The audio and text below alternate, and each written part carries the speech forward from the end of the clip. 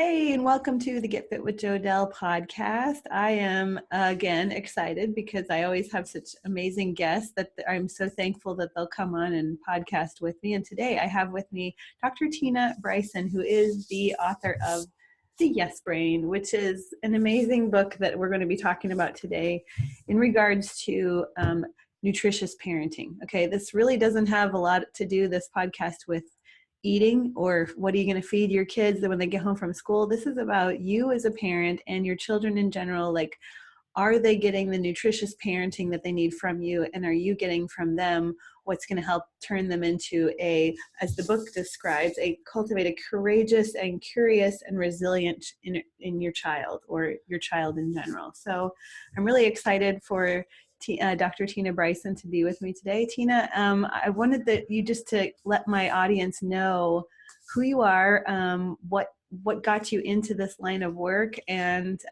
just tell me about yourself. Well, thanks so much for having me. I'm really excited to join you today, and I especially loved getting to talk to audiences where it's a little bit outside of what people typically might be thinking that they're going to get, Yes. because it's always fun to sort of change paradigms and to help us think and be intentional about how we live. Mm-hmm. And really, honestly, even if people don't have kids, this talks a lot about sort of how we parent, and we can be reflecting about sort of our own parents and our own the way our own brains have gotten wired. And because I work from the lens of interpersonal neurobiology, really, if you have any kind of relationship, everything that I talk about is really based on the science of the brain and the nervous system and social neuroscience. So some of the strategies we'll talk about will help you with your boss or your significant other or those kinds of things. So the first thing I want to tell you is that I'm a mom to 3 boys who are currently 18, 15, and 11. So I'm in the, I guess you have to have some sort of experience in order to write a parenting book. Huh? Yes. Well, I think it's helpful. I have really good stories, especially about my failures as in the parent. book as well. Like, you really divulged some, like in No Drama Discipline, one of your first books I read, that there was a story about, we all make mistakes as parents. And I love that you even put those kind of things in there too, those stories. Yes. And I always have my kids' permission when I share the stories, but yeah, so that's really important. And, feeding 3 teenage boys is always interesting. We sort of have, I don't know if you've ever talked about this on one of your podcasts, but we sort of have dinner 1 and dinner 2, because they're like on newborn feeding schedules. Like every 3 hours, it's back to that. As a teenager, like every 3 hours they need another meal. So I'm only in toddlerhood, so I guess I have something to look forward to with teenagers. Yeah, it is very much like the infant feeding schedule every 3 hours. So that's and I've been married 24 years. I got married when I was 22, so I've been married a really long time. And I've co-authored these 3 books: The Whole Brain Child, No Drama Discipline, and The Yes Brain, with my former teacher and now colleague, Dr. Dan Siegel, who is the father of this field called interpersonal neurobiology, that really looks at how the brain and the mind and relationships all interact to shape who we are. And by training, I was going to be a high school English teacher, and then got a master's and a PhD in social work. And I've done clinical work with kids and adolescents and parents, a lot of parenting consultations, which also was helpful in writing the books. But now I am really, and I wish we lived close, Jodelle, because we could be sort of talking about other collaborations. But about 3 years ago, I founded, and now I'm the executive director of this clinical practice that I started called the Center for Connection. Yeah. And it is for the whole lifespan. So we have our 0 to 5 specialists all the way up through geriatric specialists and everything in between. And it's an interdisciplinary practice, and we would love to have. In fact, today at our team meeting, once a week we meet.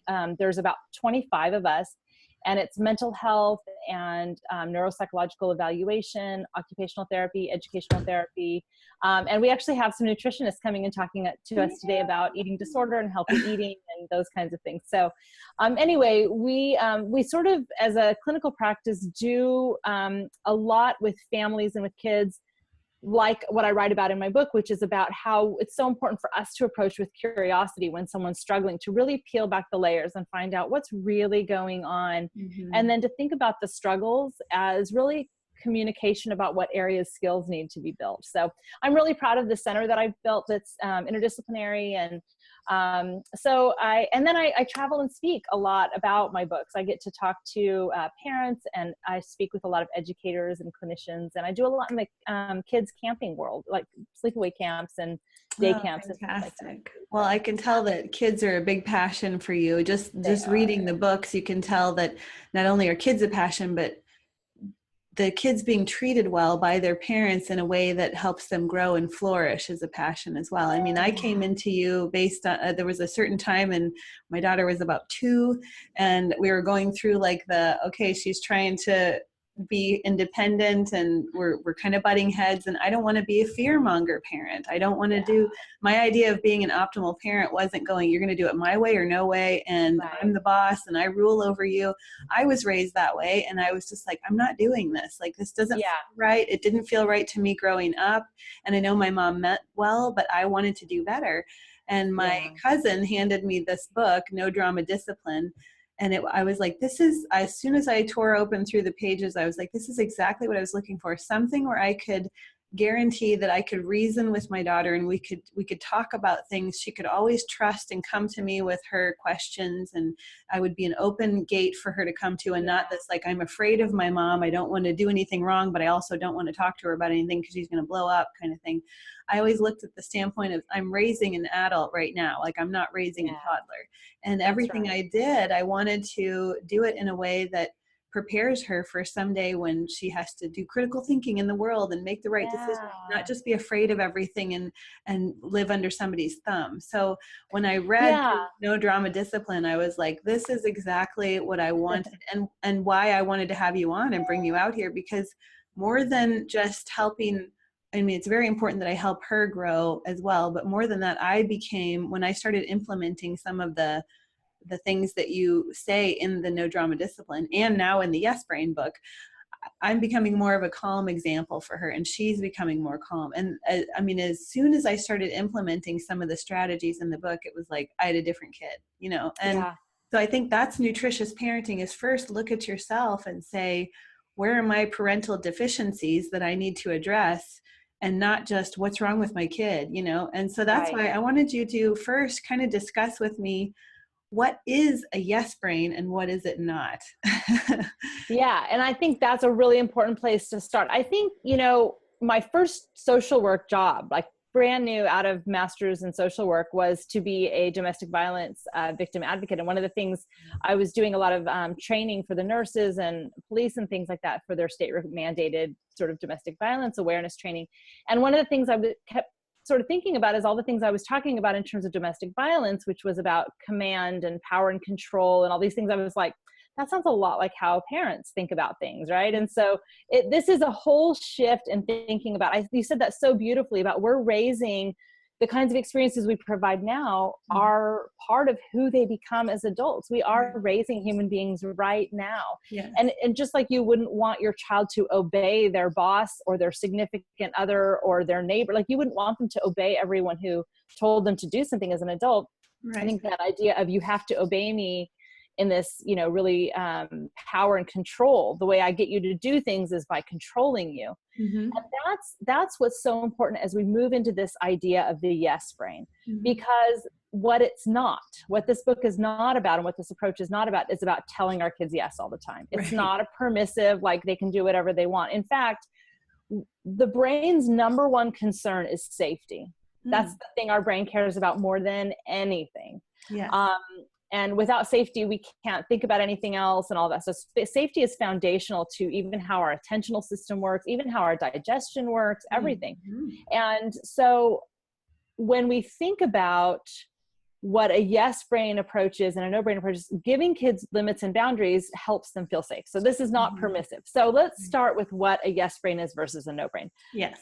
A yes brain is, like a no brain, a neurological state. And when I talk about a neurological state, I'm not just talking about this organ in our skull. I'm talking about how we know the brain is embodied. It's part of the whole nervous system. So it's even part of like how fast your heart beats and how fast you breathe, and if your muscles are tense or relaxed and all these things. So it's embodied, and it's also relational. So a yes brain neurological state is a state in our nervous system and in our brains that allows us to feel like we are safe, And it's where we're open and receptive. We can listen to other people. We can be collaborative and creative. We can learn.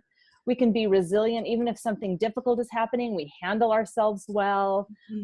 And so we can be emotionally regulated, or what we call sort of balanced, or in the book we call it the green zone. And a no brain state is, instead of being in a receptive state where we're open and we can learn, we're in a reactive state. And a no brain is where we are either shut down and closed off from other people, or we're flooded emotionally. We can be perfectionistic and rigid, chaotic, unwilling to try new things, those kinds of things. So a yes brain is a neurological state that's either, a yes brain is a receptive and no brain is a reactive neurological state. And then over time, we think about a yes brain and a no brain. Our brains get wired and it becomes an approach in the world. So we can have a yes brain approach in the world that's open and collaborative and creative and receptive, willing to try new things, gracious with others, all those things. And then we define a yes brain as having these 4 pillars, which we can talk about. And then a no brain state would be an approach to the world where you are rigid, shut down, unwilling to try new things, reactive, full of anxiety, perfectionism, those kinds of things. So what's the most important vital message of why this is important, why this conversation is important, why these books are important, is that the way that we, of course our kids come with their genetics, that's just nothing we can do about that. But the kinds of experiences we provide them, and particularly relational experiences, change who they become. So adoptive parents become biological parents, because the experiences we provide don't just impact our children's minds or characters or personality, but the actual architecture of their brains and even their DNA that goes on to the next generation.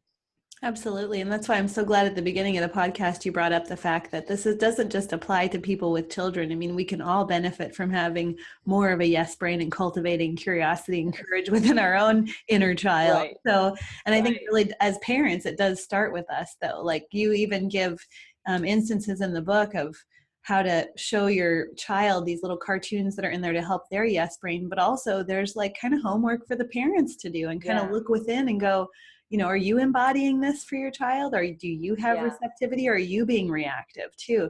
And so you mentioned the green zone. And so I want to go right into probably my favorite part of the book is where you define these zones. And I immediately, the day I read that, started doing it with my toddler. And she was like, what's the red zone? And I was like, that's what you're feeling right now. You're feeling sad. You're feeling frustrated because your toy's not working.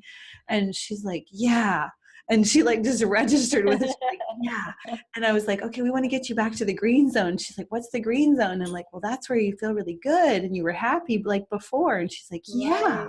And so let's do that. It was like, she got to name something. She got to see the feeling and name it. And I love that. So talk to me about that.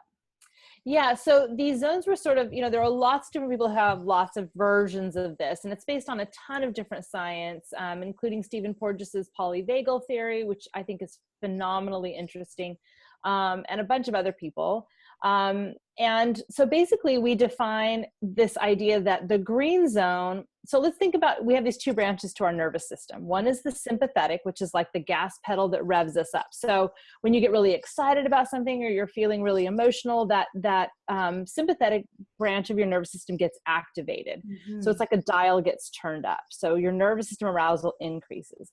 And then you have the parasympathetic branch, which is like the brakes that kind of calm us down and turn the dial down. And when these 2 are balanced, we stay in the green zone. So this is where in the green zone, we would call this a yes brain state. And if you know our earlier work, the whole brain child, this would be a state of integration where we are flexible, adaptive, coherent, energized, and stable. So even if something difficult is happening or our emotions are intense, we're still regulated. We're still able to stay balanced, which is the first pillar of the yes brain, is balance. Now, so Stephen Porges has this amazing term called Neuro Ception. So Neuro Ception is really a way that our nervous system, outside our really slow cortex that sort of thinks through things and looks at options way quicker than that, is this Neuro Ception, which is more the lower structures of the brain and the nervous system. that perceive whether we are in safety or threat. Okay, so nervous system decides for you. Neuro Ception goes safety or danger. Yeah. And so when our Neuro Ception detects threat, it can send us into these reactive red zone or blue zone states, which are no brain states. So the red zone is where your nervous system arousal just goes through the roof. So this is where your fight, flight, freeze comes on. In the red zone, oftentimes we're more explosive. This is where, as parents, we might slam doors or yell at our kids or grab their arm too hard. Or our kids, when they're in the red zone, might bite or hit or throw things or say really disrespectful things, physical aggression. So this sort of acting out. And there are physiological changes that happen when we go into the red zone. Okay. When we're in the red zone, our muscles tense up. So you can see this in your child or your significant other or whoever. You can see this across the room. So the muscles tense up, the eyes widen. Yes. So there becomes more rigidity in the whole body. The heart starts beating faster, your breathing increases, your body temperature increases, and you can even have skin changes. So you can turn red, or, you know, people who get really nervous, they get splotchy.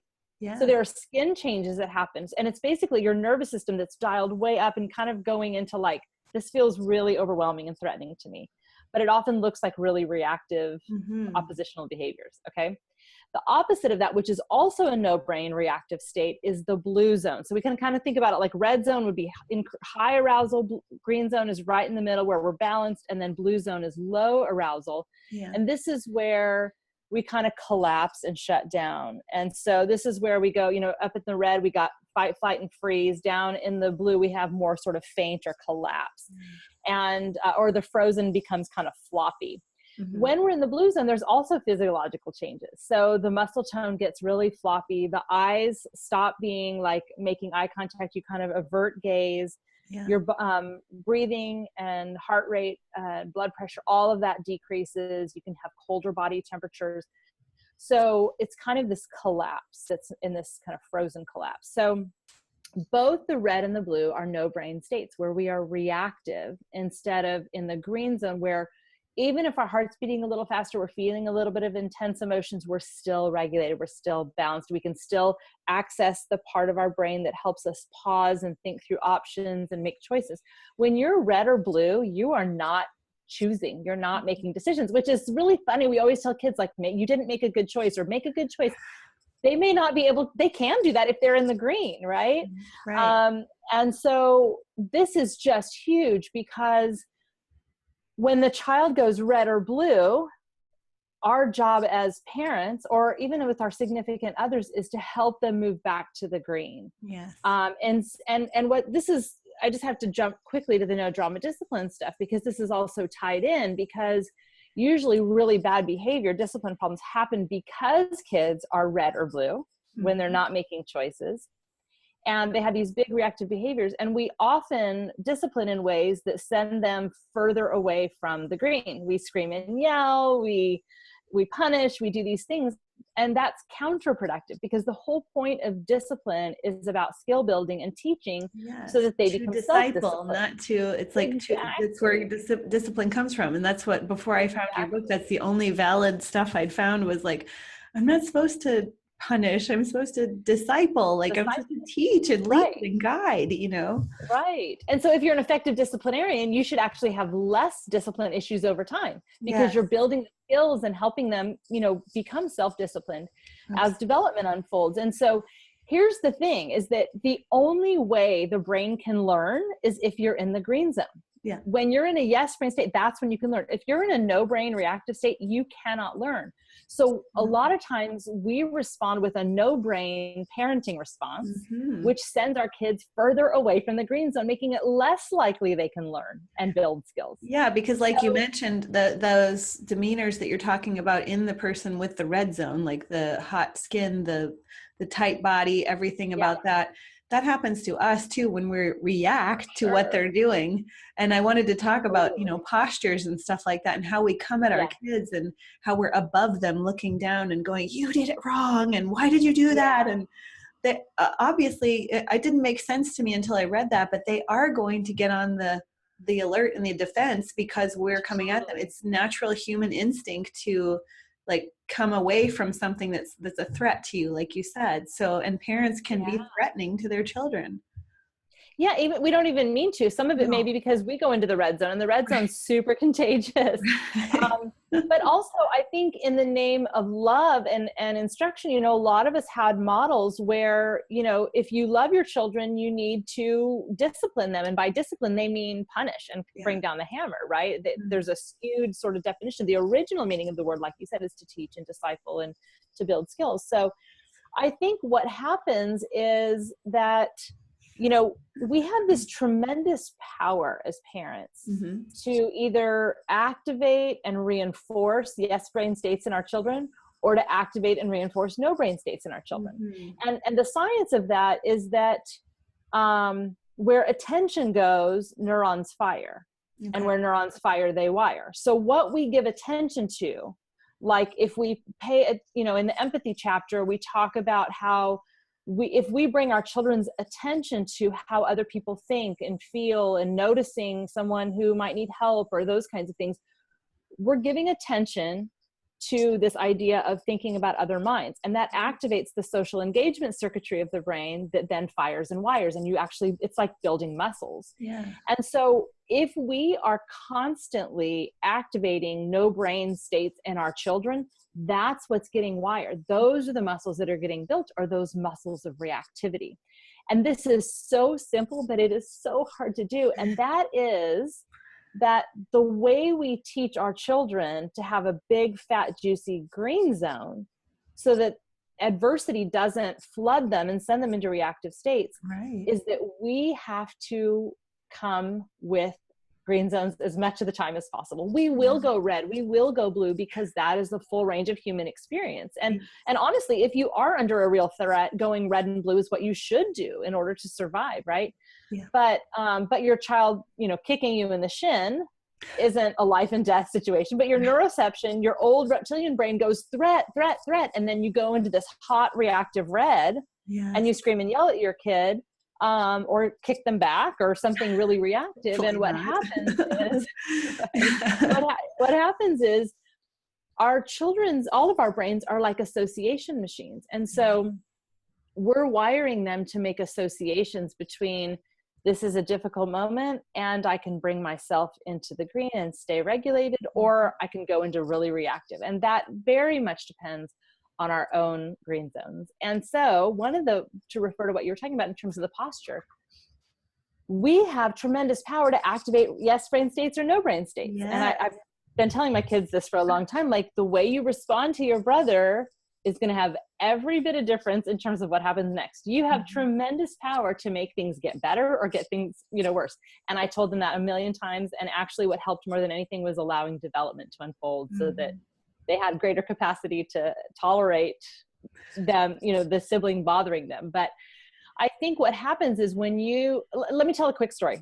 So I was working with a family. They had a 5-year-old who lived on the red zone. I mean, he was just a reactive I know guy. this story. I heard you tell this story. I love this story. So I'm it's really a good one. It's really a good one. So this was a family, and the parents were at their wits' end. And they, you know, part of what happens is when your kid is a challenging child, you don't really enjoy parenting a lot. And then there's a lot of shame that goes with that. So these parents, you know, they were just at their wits' end, and their guy was like lived in the red zone. The family felt like they were walking on eggshells all the time because he just was tantrum all the time. So they came to me out of desperation. I won't tell the whole story, that he was having trouble staying at school without going into these red zone states, and he was being aggressive at school and all these things. Well, so my job as a clinician, and what we do at the Center for Connection, is to say, okay, this is a kid who's having a lot more no brain states. He's in the red zone more than we would expect for a kid his age. We expect 2 and 3-year-olds to have kind of narrow green zones and to easily go red and blue, right? But as they get older, that green zone should expand, and they should be able to have a wider window of tolerance, tolerate more things. And so if you have a 2-year-old that throws a fit because they don't want to get into their car seat, you know, a couple times a week, we're not worried about that. That's developmentally appropriate. But if you have an 8-year-old who goes into a red zone every time she has to get into the car, we're going to be curious about that. We're going to say that's sort of, the child is showing what we would call toxic stress, the nervous system going into threat mode. Maybe there's some faulty Neuro Ception, maybe something's going on there that's triggering that threat response. So this little guy at 5 was in the red zone more than we would have expected developmentally. So my job with the parents was to really peel back the layers to find out why his neuroception was going threat, threat, threat, even when he was safe. Yeah. So as I explored with the parents what was going on, and in this case, it turned out that he had a sensory processing disorder. He had sensory integration challenges and needed to work with an occupational therapist. And that was a big source of why his reactivity was so intense and frequent and lasted so long. So, but anyway, in my conversations with the parents, the dad was very rigid, command and demand, like the way I was raised, kids shouldn't, that kind of thing. And so he said, I was explaining to him, when your child goes into the red zone, he can't help it. And one of the reasons he's going into the red zone is because he has this organic challenge. And so, it may be a can't for him instead of a won't. And the dad's, his body language was just brutal. He was like, no. And I said, I'm getting the feeling from you that this isn't landing. Why don't you argue with me? And he said, well, I don't buy that can't versus won't thing. He can handle himself really well in other circumstances. And so I said, well, I think about you as a parent, I assume that there are times where you're less patient and more reactive. And he said, yeah, for sure. I'm a good parent most of the time, but sometimes I said, so you can be patient and loving. You're just deciding not to, you just choose not to. And we kind of laughed about that. And we talked about what makes his capacity lower. And if the demands of the situation are here and your capacity is here, you handle it well. But even if the demands are really minimal, but your capacity is really low that day for whatever reason, you may flip your lid and have these reactive states. So I said to the dad, okay, let's think about this for a minute. When your child is red zone, how do you respond? And he didn't really know what I meant. And so we started breaking it down, and we kind of came to this conclusion that when his child was freaking out, red zone, tantrum, screaming, yelling, physically aggressive, the dad had an aggressive look on his face, aggressive tone of voice, yelling at him, standing over him and like wagging his finger and being like, I told you, you can't have the blue cup, that kind of thing. It's in the dishwasher. How many times do I have to explain it to you? And the dad just would get really reactive. And I said, okay, so when you're doing that, you're basically using all this nonverbal information, the tone of your voice. Like if you talk to a dog like that, the dog would detect that as a threat. Right. The dog would either attack you or run away, right? And so I said, what would you do if you saw a dog that was kind of in an agitated state and you wanted to be successful in engaging with the dog? And he said, well, I'd bend over and I'd put out the back of my hand and I would say, okay, come here. And I said, yes. So nonverbally, you'd be communicating no threat. So how can we do that with your kid? Because you're basically like poking his reptilian brain and being surprised when he's doing the fight, flight, freeze stuff and being aggressive. So I said to the dad, what I want you to do is the next time your child goes into the red zone, I want us to figure out a way, how can we talk to your child's brain to say no threat and help him calm down really quickly? So I said, the next time he gets really reactive, I want you to sit in a relaxed posture below his eye level, like on the floor, crisscross applesauce, leaning back on your arms, sitting on the couch, really relaxed. And I want you to stop talking because the dad was just lecturing. And I want you to only say 2 things. The first is something empathetic about his feelings, something like, oh, buddy, I can tell you're really mad right now, or something like that. And the second thing I want you to say while you're in this relaxed posture, even if you want to yell, even if you want to like grab him, like make yourself sit down, relaxed, and say something empathetic. And then the second thing you are to say is, I'm right here with you. Mm-hmm. And the dad said, you want me to sit in a submissive posture to my child? And I said, well, what do you think he needs? And he said, stricter discipline. And I said, well, what have you been trying? And he said, stricter discipline. And I was like, let's just how's that working for you? Yeah. So I said, no, it's not a submissive posture. It's a strategic posture to downregulate his nervous system, right? Which is just me using science to make it sound better. But anyway, I didn't think I would ever see them again because this was so against dad's, makeup. And so a few weeks later, though, they came back and the dad said, I told my wife that was the stupidest thing, I would never do it. But in a moment of desperation, my child was just falling apart and aggressive. And he said, I don't think I did it quite right, but I sat on the floor and I said, I can tell you're mad, but I'll sit here with you. And so I said, well, that's great progress, right? Yeah. And he said, but my child calmed down faster than he's ever been able to calm. And I stayed calmer than I've ever been able to calm. And this makes so much sense, even from a physiological perspective, because like I said, the brain is an association machine. And if you have an aggressive look on your face and an aggressive tone of voice and an aggressive posture, and you're talking to your child that way, you're activating the neural networks of fighting and everything that goes with those postures and that tone of voice. Yeah. But if you sit in a relaxed posture below eye level and you say something empathetic, even though you don't feel like it, you're activating a totally different neural network. And so this is a phenomenal strategy. It works with your significant other too, and your mother-in-law, whatever. Because it's a way for us to get ourselves, stay in the green ourselves.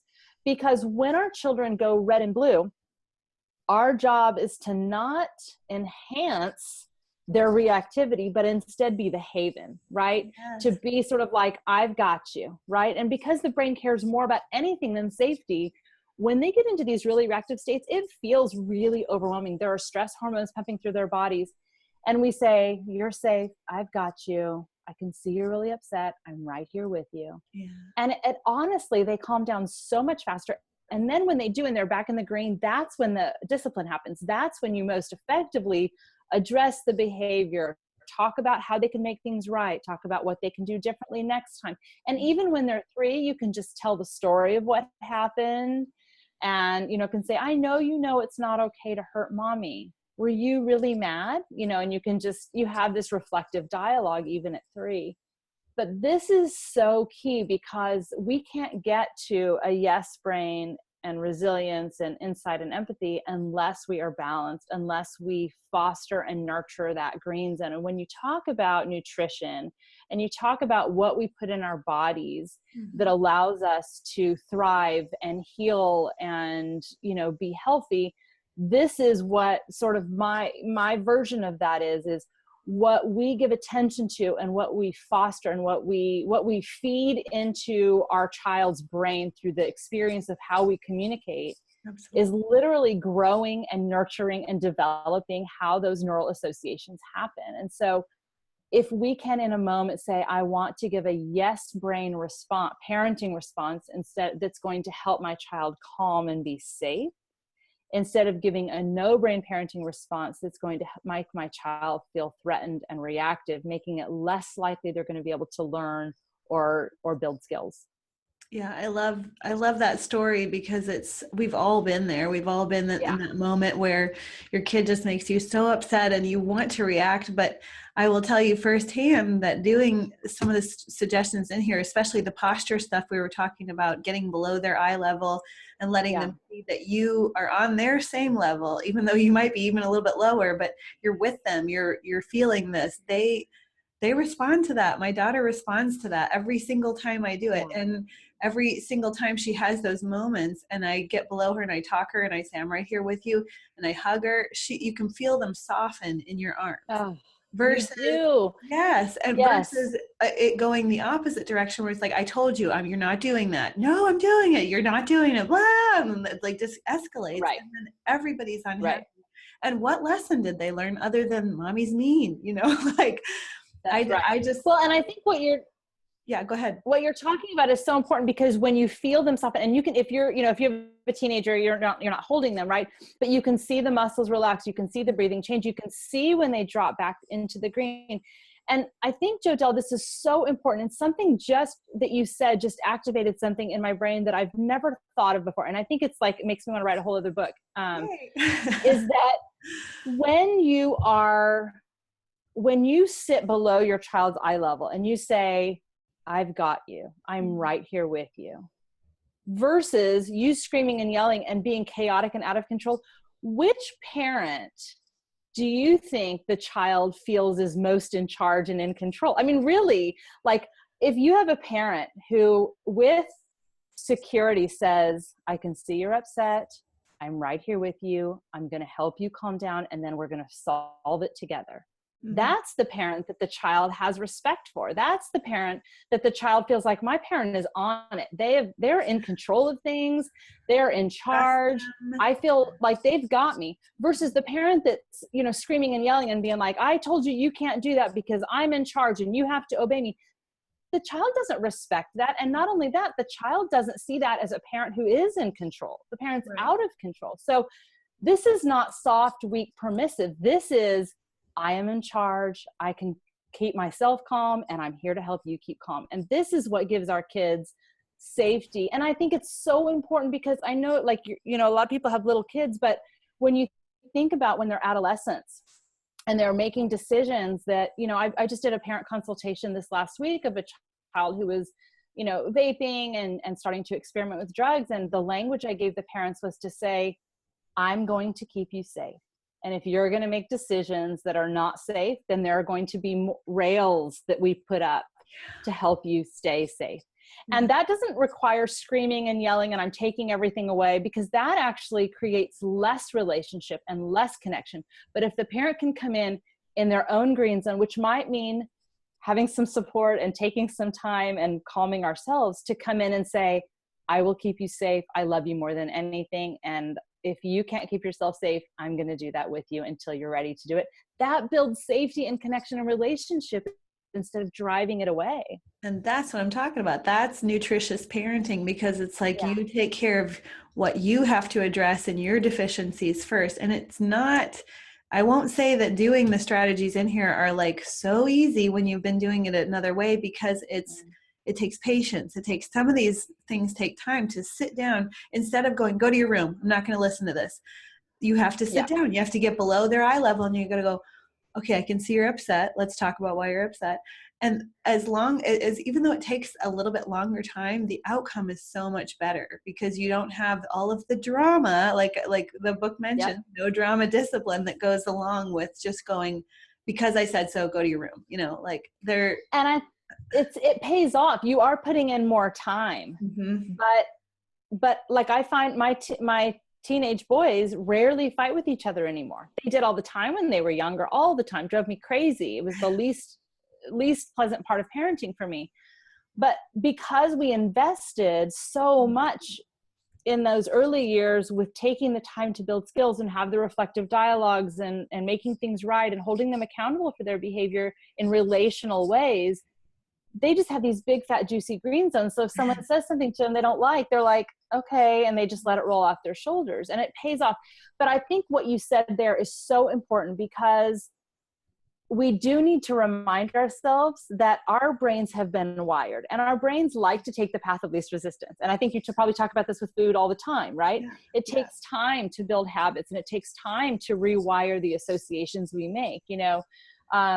I think there was a study that showed that when people are in a movie theater eating popcorn versus just in their home, sitting in a chair that they don't normally sit in and they have popcorn, they eat far less popcorn. It's like our eating habits are so tied to kind of the context and how our brains have been wired for what to do in those circumstances. And we all have, our brains have been wired from our own parents and our own sort of personality and nervous system. The brain is plastic throughout the lifespan. And so if you want to start making a change to do more yes brain parenting, which is not about telling your kids yes, but about taking the time to calm yourself and to help your child get calm before you do the discipline or while you build skills, right? I want my child to be more empathetic. So instead of punishing them for when they're not nice, I'm going to build skills. So we're going to work on this together, right? That takes time and it takes a lot of reps. But what I think you found, as you shared this with me, is that when you do it, when you calm your child down and you stay calm and you take the time and intention to do this, it works and it feels amazing. And then but we're going to mess up all the time. And the ruptures are great opportunities to repair with our kids and to show them how to make repairs and to apologize and all of that too. But I think being patient with yourself and gracious with yourself as you learn this new skill, this is a new approach to parenting.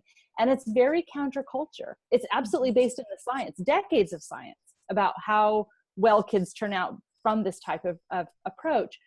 But it takes a lot of time and patience. It's a new way of being and a new way of communicating. And we have to be gentle with ourselves and get a lot of support while we're doing it.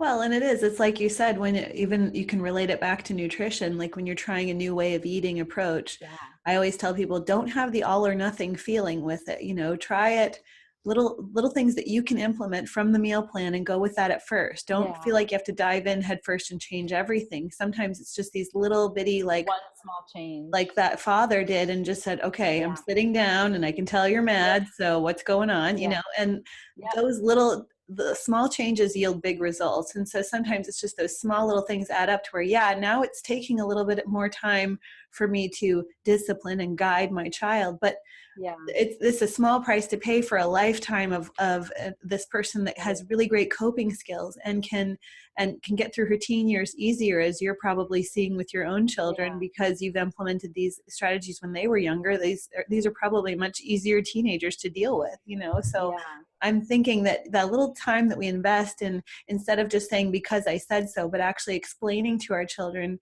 this is why I don't want you to do this, or this is why this might hurt you, or let's talk about why you did that to your sibling or whatever. Right. Those kind of things, they take more time. And you might be late for work or something, but it's a building moment. It's a moment where you don't need a school to teach your child. You actually are being the parent and saying, here's what you can do to carry this into the rest of your life. And this is going to make life a lot easier now that you know this kind of thing. Because I like when you said in the book, a lot of times when kids can't behave appropriately, it's not really that they're the bad kids or that they have behavior disorders. And I want you to talk about that, because really they don't have the skill to handle what's going on right now. So can you speak to that a little bit?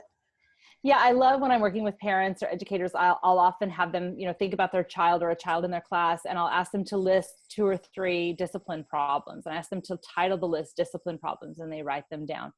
And then I asked them to cross out the title of the list, which first of all was discipline problems. And I asked them to retitle the list, skills this child needs to build. Oh, good. And kids are, well, and it's such a shift in thinking. It's taking us back to that idea of teaching and discipline and discipling. And I think about how kids tell us the areas they don't yet have skills. Mm-hmm. Like they're telling us the areas they need skill building in.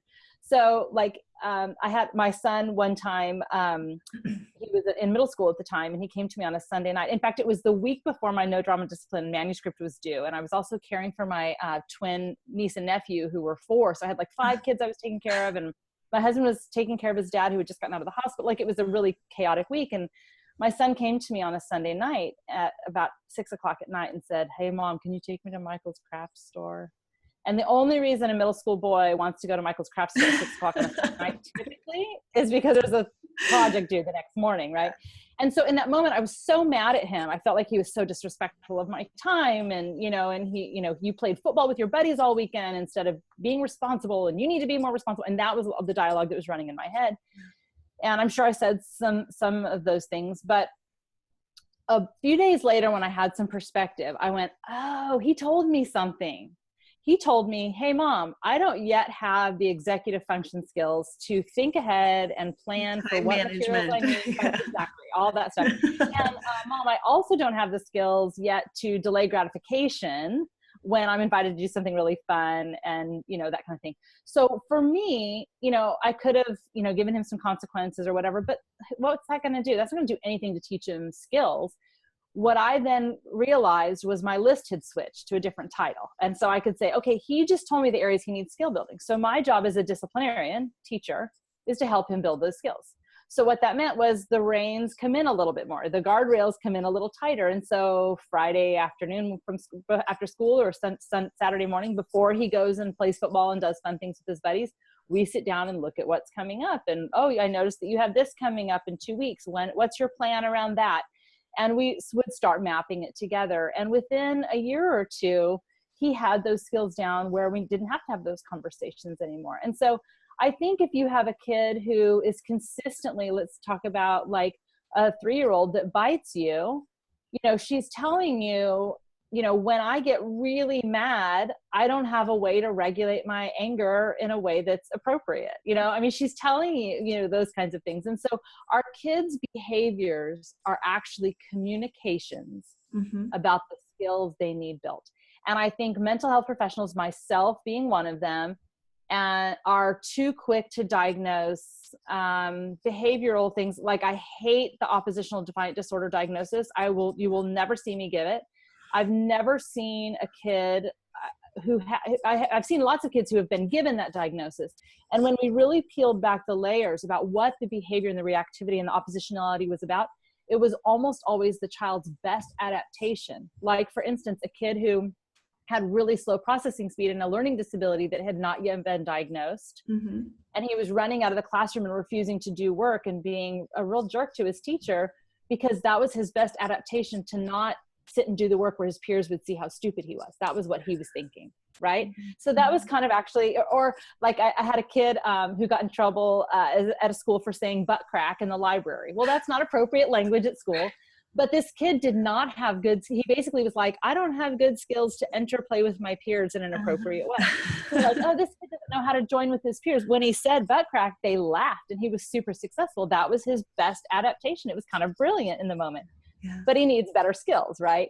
So when we have kids who have peer problems or who have acting out behaviors, avoidant behaviors, these kinds of things, we really, as parents and professionals, need to approach with curiosity and say, what is that behavior about? And to really peel it back and say, what are the skills? And Ross Greene, who's one of my favorites, he wrote multiple books. His latest called Raising Human Beings, to talk about, you really need to look at, what skills are lacking or lagging, and what problems are unsolved. We can sometimes solve these problems, and then the behavioral issues go away. And so, sometimes there are organic things like ADHD or mood disorders, but a lot of times behavior is really something that is about skill building, and we really can have an impact there. I love that, because I just don't think people take enough time to think of it in that way, because there are so many children nowadays, and don't get me off on another tangent, which is all about so much screen time that's causing them a lot of undue anxiety too. But it's like a part of this is just us as parents taking the time to see exactly what you're saying and see the fact that, okay, I can tell they need help with this, rather than reprimand them and say, go to your room. Why don't we sit down and have, like, instead of a time out, a time in, and say, let's talk about this. I'm sitting here with you. Tell me how you're feeling. And one thing I love about your book, and just you in general, is you seem to really push asking a lot of questions. So it's not that we're doing all the talking and the lecturing, we're actually listening. Like, instead of what I was raised with, my mom was like, okay, for the next 2 hours, you're going to sit here and listen to what you did wrong, and I'm going to tell you about it every which way and what not to do. And I was like, growing up, I'm like, here it goes. Like, I'm just going to open one ear and let it go right out the other, because this is what she does every Sunday when I get in trouble, so I didn't want to be that parent. I want my daughter, I never wanted to use the words because I said so. I wanted her to know, this is why I don't want you to play near the street, because a car could hit you. What do you think could happen? Yeah. And then, I think that's so, and kids really do get wired. They have so many adults telling them things they actually already know. Right. And by the time kids are 5 or 6, they already totally know right from wrong. And most of the things that we're going to tell them are not okay. They already know that. Yeah. So I think one of the most respectful things we can do, and I do this a lot in discipline, is to say, I know you know that this wasn't the responsible thing to do, or I know it's not okay to hurt your brother. So what was happening for you? What got in the way? Yeah. And I think to ask a lot of questions of curiosity, and in fact, even now that my boys are older, this serves me even better, where I say, okay, you probably know what I'm upset about. So instead of me giving you the lecture, why don't you tell me just assure me that you've thought through, what I want you to know. But also just to ask, like, tell me what you were thinking at the time, or what did you think the outcome would be? And this is really simple too, even when kids are little. Sometimes, you see a kid grabbing a shovel from another kid, and sometimes the adults rush in and they grab the shovel out of that kid's hand and say, don't take it but they didn't see that the kid took it in the first place from them, right? Or whatever. Or you have a kid who will go up and pull on a kid and kind of start dragging the kid. And if you ask them, what were you hoping to happen? What did you want to happen? They'll say, I wanted her to play with me, or something like that, And so really being curious and not making assumptions, and asking questions that allow them to participate and collaborate with you in solving problems together. It exercises their prefrontal cortex too. When you're I was just going to say that, because before I found your book, I was actually researching, like, how to build your toddler's frontal lobe, and frontal lobe isn't even fully developed until age 30. But I was like, I could just enhance it, a little bit. And it wasn't until this book, like, had so much about the prefrontal cortex and how to allow them to tap into it. Like it talks about in No Drama Discipline, there's the reptilian brain, where that's where they react and throw something, or they see something as a threat, so they react, versus if they'll stop. And sometimes we as parents have to do that too, like stop. You don't have to discipline Pause. right now. Walk away and think about what you're going to do before you do something you're going to regret, and let your prefrontal cortex become active instead of that reptilian brain. And I think that's a powerful skill we can give our children too, is to just like, okay, let's let you discover what the best choice would have been. Let's role play. Let's go back through this again.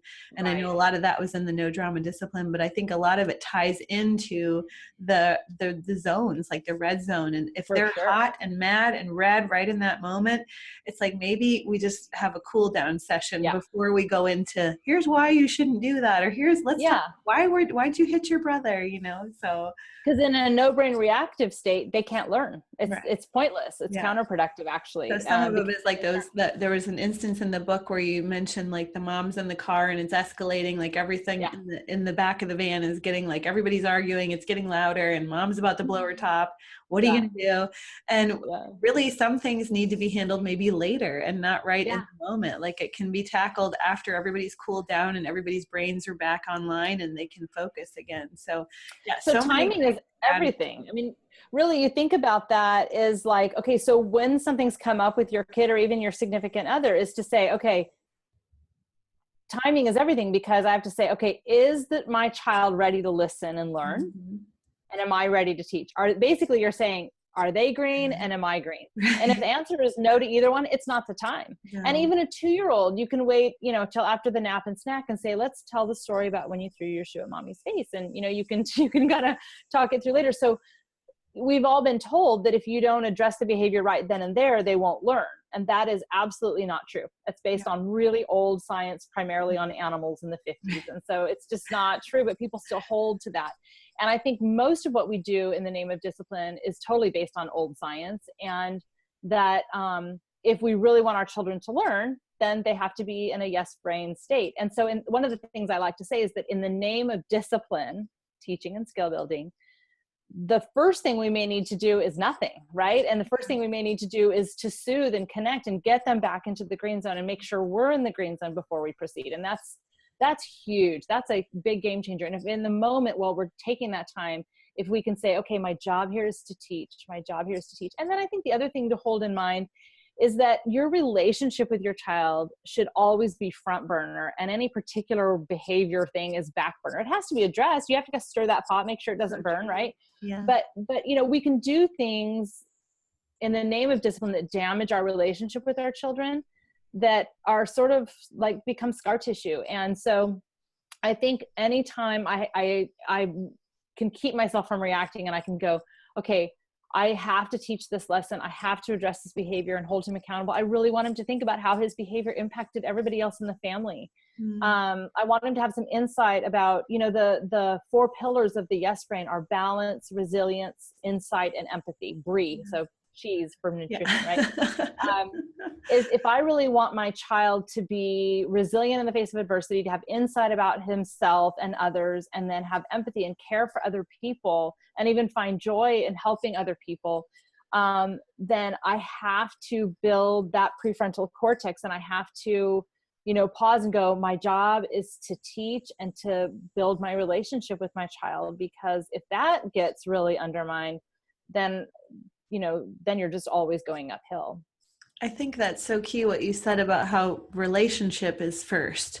Like, even in the midst of a struggle between independence and this child and parent, like going back and forth, we do need to remember that, okay, first thing we need to do is connect. My relationship to my child is first, and whatever I need to teach them is next in line. But right now I need to connect. And I've seen it again firsthand, like, instead of going, I told you not to, and I went right up to her. I'm like, okay, I can see that you're frustrated. Let's have a hug. Let's hug it out. So we had a hug, and she softened, and I was like, what made you do that? And then it was like, I was better, she was better. And so that connection is so powerful. And my husband's still struggling with it. He's like, what? Why are you like holding her? She just did something really bad. And I'm like, she didn't do anything bad. She's just reacting to what she thinks that she's supposed to do. And we need to teach her that she has somebody on her team. She's got somebody on her side. Now let's walk through this and role play and try this again, and that she can learn the important lesson better once she's calm. Right. And so it's more effective in terms of having better behavior. It's more effective to do that. And I think I think we do a lot of things like, if you think about, and I know children are not little adults, they're their own little thing, and the dynamic of the relationship is different. But, sometimes the way we interact with our children, if we were to copy that in an adult relationship, say with our significant other, it would be so disrespectful. I think about that a lot. That's Yeah. so true that you say that. Yeah. Like with you and your husband, if you did something, if he did something you didn't like, you would go have a conversation with him. You wouldn't say, you're not allowed to do that. Why did you do, you wouldn't talk to him that way typically, unless you're in a reactive state. But then if you were, you would repair. And, I think about how, I think it's really good for kids to have natural consequences. If they leave their my son left his hat in the movie theater yesterday and it's gone and he's really bummed about it. And so then I can be present to his disappointment. Like, I know you really love that hat. That's so disappointing, but we're not going to the store this afternoon to buy a new hat, So, but I think that, we do these things. There was this thing for a while that was like, parents don't ever bring your kids lunches or homework up to school. If they forget it, they'll learn the hard way kind of thing.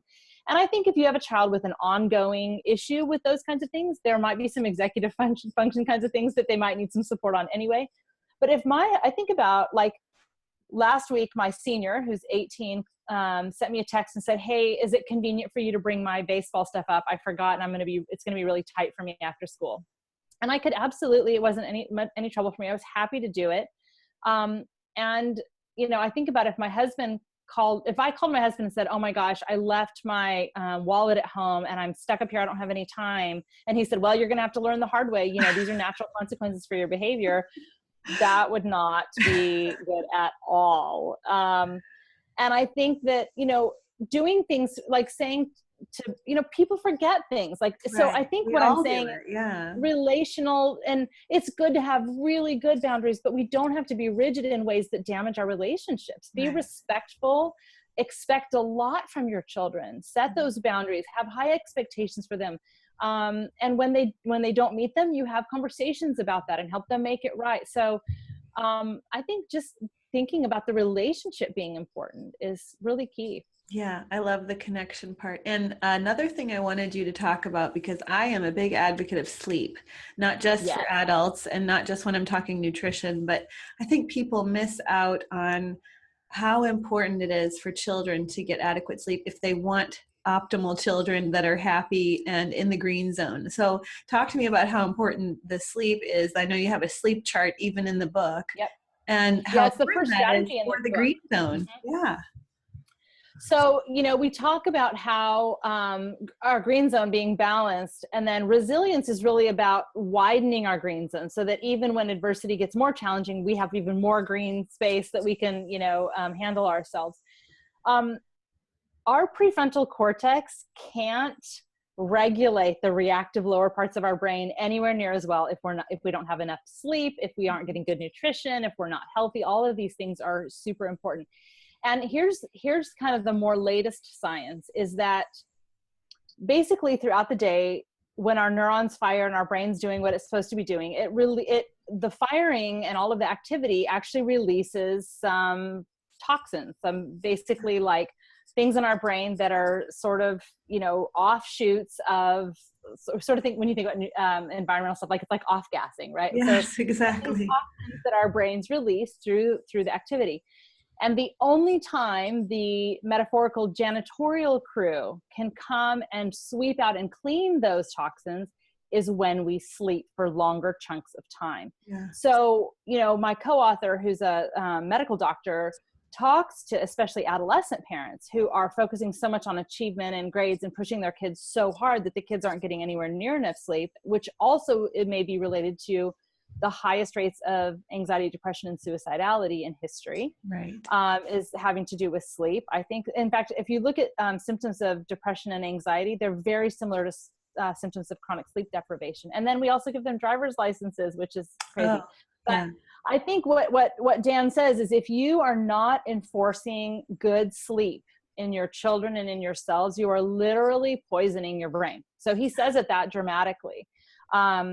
Sleep is basically the fuel that allows us to stay in the green zone, to stay regulated, to be able to use and problem solve with that frontal lobe and all of that. So it's essential for all of us. And I talk about not being rigid. One area I tend to be much more militant is around sleep. Yeah. So my 11-year-old, we come upstairs at 7 or 7:15, and we read until 7:45. Lights are off for sure by 8. He's usually asleep by 8 or 8:15. That's awesome. And then we wake him at 7. And so sometimes he wakes up at 6:30. My almost 15-year-old, he has to have lights off by 9. That's awesome. Which is crazy. I mean, I know people are like, how can you do that? Because they study until 2 a.m. We have to, we've chosen the kind of school. It's actually a really high demand school, but we've chosen classes that aren't going to be the kind of thing where he has to be up till 2 a.m. We create afternoons where there's more time. Both of my older teenage high schoolers play sports after school every day. So they don't get home till 5 or 5:30. We sit down and have family dinner.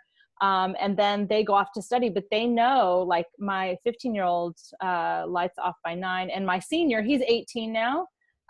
We give him a lot more freedom and have as he's gotten older. But even now, if it's like 10:30, I'll say, hey, sleep soon, whatever kind of thing. I'll text him because he's off in his sloth cave, we call it. Well, and especially like you mentioned with teenagers, I mean, I know when I consult with people on nutrition and they'll tell me, well, can you meet with my teenagers because they're just sleeping all the time and they want to take naps? And I'm like, they need as much sleep right now with all their hormonal changes as a newborn baby. Like they go back through this cycle of they actually need more sleep than they did when they were like, 8, 9, 10.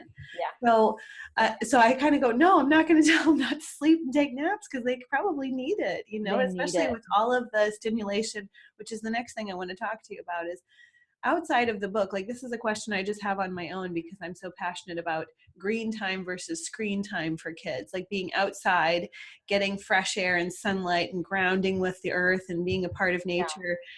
Versus how much time they're spending on devices. Do you think that this has any interplay with sleep or with their demeanor, with their anxiety, with their behaviors? I know some of it is not skill building, but what's your opinion on that? Yeah, I mean, this is a huge topic, as you know, and I am really, it took me a while. I thought, I know people complained about, the printing press and people were like, what are these newfangled things called books? And, for a while I was like, if we use technology appropriately, I'm not really worried about it.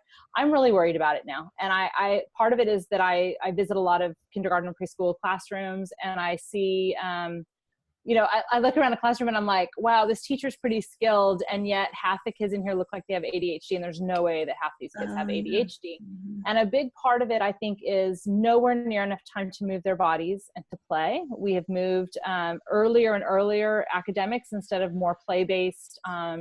When schools ask me to come in and they're like, we have kids that are so dysregulated, kids that are in the red zone, blue zone all day long. What should we do? And most of the time people are like, well, you need a social and emotional curriculum. And maybe that's all good. And it may be something I might suggest down the road, but almost always my first suggestion is more recess time, more time to play and move their bodies. Good for you. I love that. And I also really feel skeptical of schools that are like, we want technology starting in preschool, how are they using it? And do we really need screens in the classroom, especially in the early years? I mean, there's studies on that. There's studies on how detrimental it is to preschool kids. Yeah. It's really concerning. And I think there are a lot of things we can talk about that, but it does interfere with sleep. I think for adolescents, it is a way to connect, which is one of their big biological drives is to connect with their peers. And it's a way that allows them to do that in new and different ways, which sometimes interferes with doing it, face to face. But there are really good things that come with it. Here's one of the things that I think I always like to bring up when people bring up screens. And it's not so much the child's use as it is the parent's use. And I think we need to talk about that because obviously technology is beautiful. This gives us, you and I, a time we are face to face right now and people are getting to hear this and think and be more intentional. It can be used really beautifully. But I had, when Dan and I were giving a couple of talks on the Yes Brain in Los Angeles, I had 2 different moms come up to me in the same week who said that they were really concerned about their child's screen addiction. And they used the word addiction. And I said, well, I heard this one too. This is a great story too. Both of them they said their child was 18 months. And this was 2 separate incidences. And one of the moms said, Well, she screams if she doesn't get it, and she's not interested in anything else. And so I said to her, who's her primary caregiver? She said, I'm a stay-at-home mom. And I said, that's wonderful. If you think about the amount of time you're on your devices during the day when you're caring for her, Mm-hmm. if you had a nanny you had hired that used technology in the way that you use it, how would you feel about that? And she said, I would fire her. And I said, okay, well, your child is interested in what you're interested in. And if you're on your devices all the time and you're distracted all the time, that's what she's interested too. I said, if you're banging on pots and pans and you're out digging and, you know, these kinds of, like yesterday, I took my 11-year-old for a walk. We have a puppy who you probably have heard barking, but we have this puppy who needs a lot of exercise. So my 11-year-old and I went for a walk yesterday, and we only probably went 4 blocks, but we were gone almost 45 minutes because my dad was a landscaper. And so I was teaching him the names of all of these different flowers. And I was like, I want you to feel, this is lamb's ear, and see how it feels really soft. And we were touching things and all these things. And I thought, that 45 minutes with him outside was like the best part of both of our day. And I think about how I had so much work to do. I would have much rather just started a television show or let him play on his Nintendo Switch and gotten things done. And sometimes I do that. But it's really about being thoughtful and intentional, because if we are distracted and on our screens, we're not showing up for our children in ways that they need. And I think if you really start paying attention out in the world and watching people at restaurants and watching people pushing, I mean, think about the experience of a parent pushing a stroller, baby facing away from the parent, and the parent not on a device. And the parent is saying things like, oh, look at that big bus, look at the big wheels, you know, oh, it made a big Or splash. all of the family at dinner and they're all on their devices, including the 5-year-old, you know, and no one's talking at the dinner table out at the restaurant. Like they go out for family night. What's that? That's not family night. Well, and you think about how a parent, even like I said, even when the baby's not even facing the parent, the baby's facing away, being pushed in the stroller, the parent off the device is like, they're getting this language wash, you know, of what's happening in the world narrated, versus a parent who's scrolling through Instagram, which I love. Yeah. But if I'm scrolling through Instagram, instead of looking out at the world like my baby's looking at, my baby's getting 0 words. And so there are these ways, you know, there's this really famous psychology experiment where it's called the still face experiment, where they put a baby and a parent looking at each other, and they instruct the parent to ignore the baby. So they give the parent the cue, and then the parent might be interacting with their baby, and then they give the parent the cue, and then the parent's supposed to go like this. And no matter what the baby does, the parent is supposed to have a still face. And it usually is only 10 to 15 seconds before the baby gets totally dysregulated because they're trying to engage the parent and the parent's not responding. Wow. Well, these things are walking, and you can see how many texts I've gotten just during our time, but these things are walking still face experiments. So I would say, especially right before separations and right after joining. So right before you drop your kid off at preschool, right as you pick them up, that's especially a time to make sure you're not on your devices. Well, and I did a family consult last night for a whole nutrition plan for a family. And they thought I was going to come in talking about nutrition, which I did a little, but at the end of it, I'm like, okay, everybody, the best thing you can do as a family is have the Techno Bowl. The Techno Bowl is like your electronic curfew. Everybody sets it, including the parents.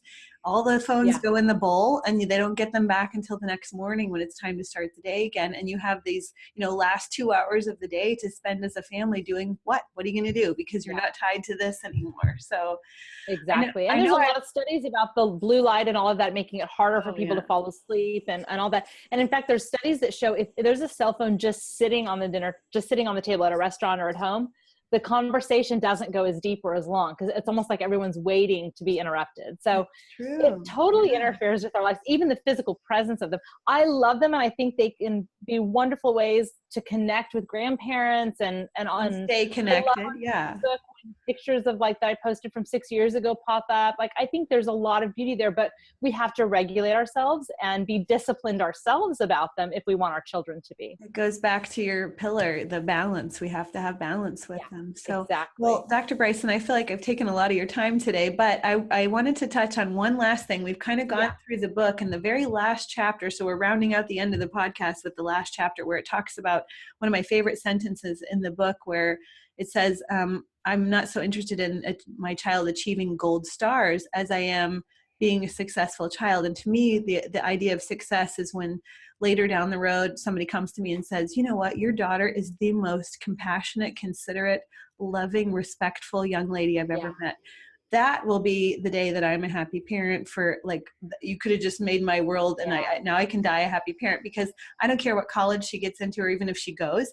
I don't care like what kind of straight A she gets, or even if she doesn't, but I care about creating this human that's going to go on and create a better world just with her compassion. So what do you define success at? And like, talk to me about that from the book standpoint too. One of the reasons Dan and I wrote this book is because we were talking about all these young people that we know that by all marks of success had checked all the boxes of achievement. You know, they were like, went to the top colleges, got, you know, perfect scores on their ACTs, you know, went to these great colleges and perfect GPAs and all these things.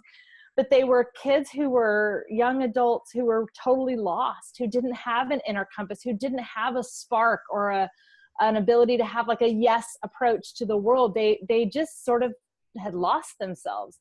And I think as a society, we have completely lost our minds by defining success as achievement. Now, let me say this. There is nothing wrong with achievement. I'm really proud of my books. Those are achievements of mine, and I worked really hard at them, and I'm really proud of them. And you know, when my kid brings home a good grade, I'm proud of that achievement for him and with him.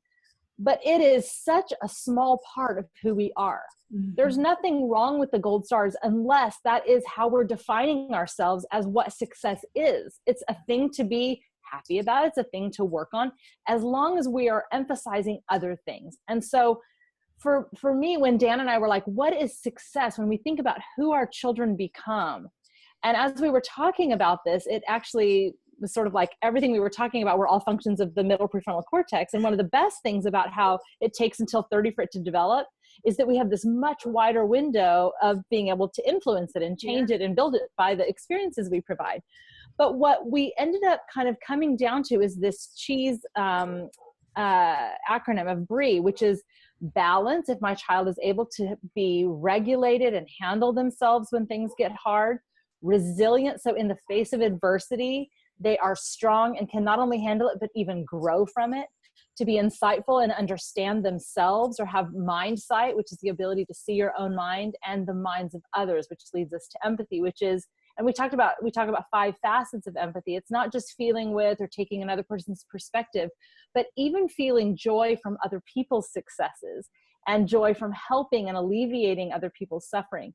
And I think, you know, my co-author, Dan, has this beautiful analogy where he talks about how if you are like wanting to be the brightest candle in the box, so Stanford chooses you, you have to start blowing out the light of all the other candles around you, because you want to be the only brightest light in the box, right? So that you stand out. But then you're really alone, you know? And so the idea is that when I take my flame and I light someone else's candle, it doesn't take anything away from my light or my fire. It makes things brighter around me. And I think that's what a yes brain is about. And this is what about redefining success, is that we are amazing human beings that are filled by our connections with each other. And that when we live lives of balance, resilience, insight, and empathy, we see success differently. We experience meaning in a different way. And we have this inner spark and this inner compass. And we can absolutely achieve. That's beautiful. But it is not who we are. Those are things we do.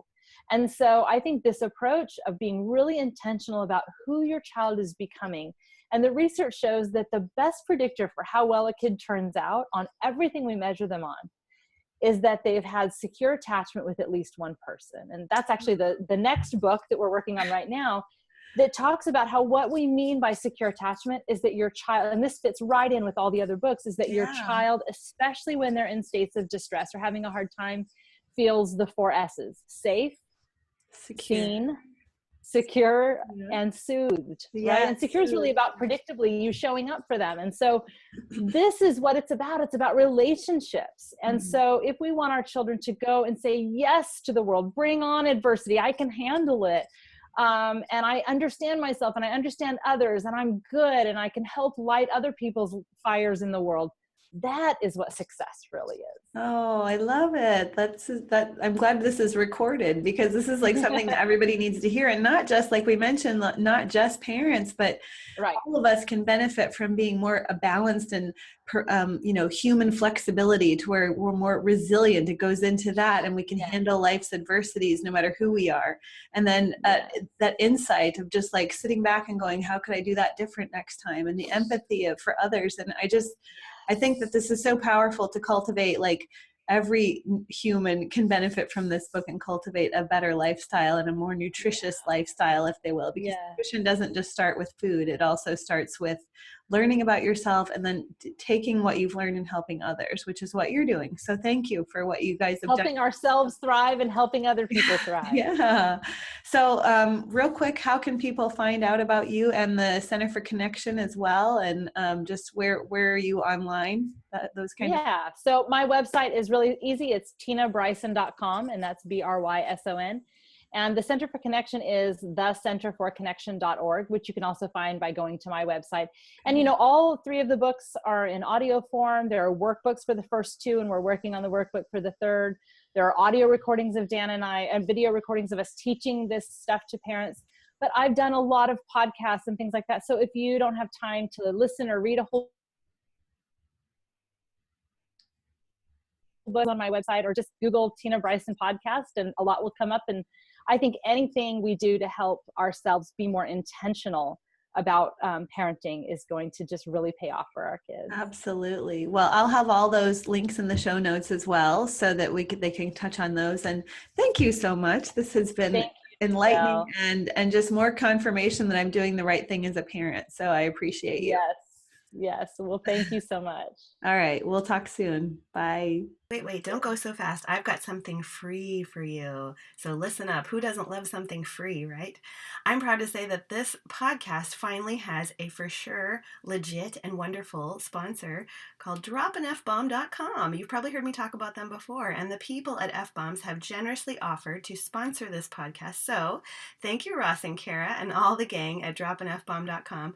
F-Bombs make keto easier. Why? Because they're nut butter packets and things like MCT oil packets, coconut oil packets, and even packets you can put on your salads or in your coffee that you can take with you on the go. Yes, they make it easier because it's user-friendly for those busy lifestyles. It's so convenient too if you have tots and little ones, because it's a healthier way to feed your kids brain healthy fats than with brain killing goldfish crackers, right? So easy to toss in your kids' lunch or lunchbox for yourself, or simply stick it in your purse, stick it in your diaper bag. Guess what? Hiking, biking, traveling on a plane is so much easier when you drop an F-bomb, in a good way, right? So stay with me. I'm going to give you something free just a second. I want you to also know, if you're not a nut eater, maybe you're in the carnivore approach, or just kind of have an affinity towards things that are not nuts, no worries. They also have such great teas and apparel on their site, like my favorite t-shirt, powered by fat, okay? Or hashtag keto, or fat on, because we know how important it is to get our fat on, right? Statement creating apparel, whether you are a carnivore or a vegan, right? And what about that free part I mentioned? The guys at F-Bomb were kind enough to offer my listeners 5 chances to win their own box of F-Bombs for free. That's right. All we ask in return is for you to join us on our social networks. So get a pen and paper, and here is how you're going to enter this wonderful giveaway. First, if you haven't already, follow my page on Instagram, Get Fit with Jodelle, all one word, and F-Bomb's page called @FatIsSmartFuel, all one word. Then you're going to direct message me on my Instagram and say, I want to drop an F-bomb. That's your code to enter, okay? I want to drop an F-bomb. No problem if you already like the pages. Maybe you already like Fat is Smart Fuel and you already like my page. No worries. You can still enter, but here's how you're going to do it. You spread the love, since love is one of the main ingredients in F-bombs, by telling your friends who haven't liked us yet to follow us and direct message me with your name and theirs and say, we want to drop an F-bomb. I will be randomly drawing 5 winners on May 5th to have their very own Drop an F-Bomb drop shipped right to your door, okay? So you get to pick your own flavor, and they drop ship it right to your door. Sounds rad, eh?